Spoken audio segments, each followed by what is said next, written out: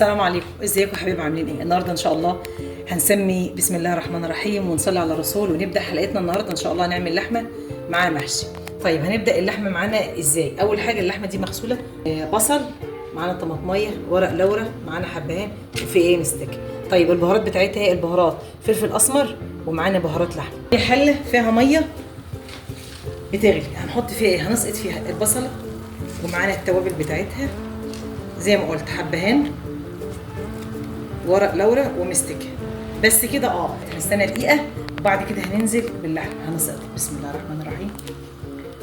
طبعا اللحمه انا غسلاها كويس جدا وشطفاها، يعني حتى لو بصينا الميه نازله منها هتلاقيها يعني مفيش فيها دم. طبعا هنستنى لما نشوف هي فيها ريم ولا مفيش فيها ريم. طب اللحمه دي بتطبخ ازاي؟ اللحمه دي ممكن تطبخيها بثلاث طرق، او في لها طرق كتير. اول طريقه اللي هي الطريقه بتاعتنا العاديه دي جدا، اللي هي تحطي الميه تتغلى، وبعد كده تسقطي عليها ايه؟ تسقطي عليها اللحمه. ومعانا في الناحيه الثانيه هنا هنكمل معانا طبعا هنطبخ محشي. لما اجي طبعا الشوربه يعني تاخد شويه كده، نبدا نحط بقى ايه ونسوي المحشي، وهنشوف بيتسوى ازاي. زي ما قلت هتسقطيها، وبعد كده بتطلع الريم بنشيله من على الوش. طيب بعد كده ايه؟ بس هتسيبيها تستوي. هتنزلي البهارات بتاعتها، الفلفل الاسمر والبهارات لما تغلي غلوتين بعد ما تشيل الريم. والملح ما بيتحطش دلوقتي، الملح بيتحط قرب ما تيجي تستوي علشان ما تجمدش معاك. هنجيب بقى دلوقتي معلقه، واي ريم هيطلع على الوش هنشيله، وهننزل بعد كده بالبهارات. ما تحطيش البهارات دلوقتي ليه؟ على ما تاخدي الريم دي. زي ما قلت افضل طريقه لها انك انت هنعمل بالشوربه دي هنعمل بها محشي، وهنسويه برده في طرايق وتكات كده للمحشي ان شاء الله. نتكلم لما نيجي نعمله اوريكم بيتسوى ازاي وازاي تعمليه.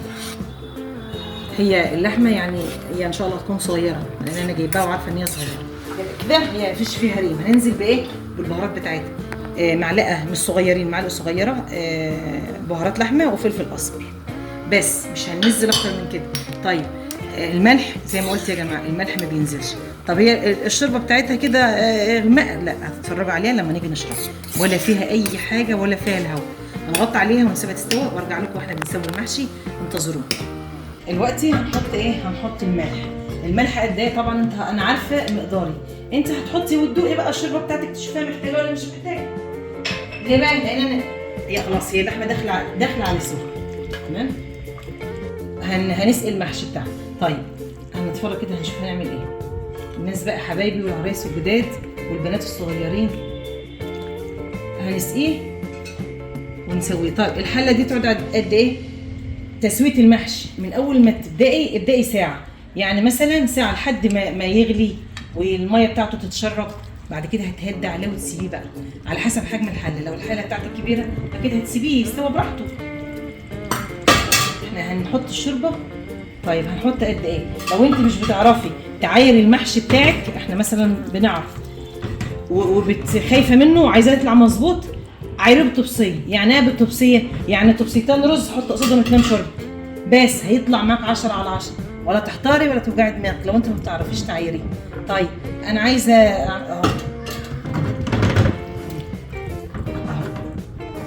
ده العيار بتاعك المظبوط اللي هيطلع المحشي بتاعك ان شاء الله 10 على 10. يعني طبعا بنهزه ليه؟ عشان يتشرب الشوربه. معايا هنحطه ونعلق عليه ساعه ما يتش كده العيار المظبوط، يعني يدوبك الصبع الفوقاني ما يبقاش متغطي خالص بالشوربه كده، العيار المظبوط فوق. طب لو انا عايزاه مستوي، مش عايزه الحبايه بتاعته، انا عايزه حبايته تبقى مستويه قوي، لما يتشرب الشوربه بتاعتك وتهدي عليه ارجعي زيديه تاني تبسيط شوربه، هيطلع معاك لو انت بتحبيه مستوي، اللي هو بيقولوا عليه انا عايزه سايح ولا يتشرب اهو. نستقول لكم بس حاجه، لما تعمليه تقوم رايحه بمعلقه كده من النص، ما تخافيش مش هيجرى له حاجه. بدا يتشرب الميه بتاعته، نقوم رايحين هاديين خالص خالص. دي حله مش كبيره قوي، ساعه الا تلت مهديه عليها، لان هي لسه فيها طبعا فيها شرب. وكده يا حبايب قلبي وصلنا لنهايه الحلقه بتاعتنا. عرفنا ازاي نطبخ اللحمه ومعاها المحشي. طبعا طريقه المحشي موجوده من زمان على اليوتيوب للي عايز يحب يشوفها، وان شاء الله باذن الله هعمل لكم حلقه محشي بكل التفاصيل وكل التكات ان شاء الله، عشان يطلع لكم احلى شويه محشي. زي ما قلت التسويه اول ما الشوربه تتشرب بتاعه المحشي بنهدى عليها ونسيبها. تمام يا جماعه؟ عشان يطلع معاكي احلى محشي كلتيه في حياتك.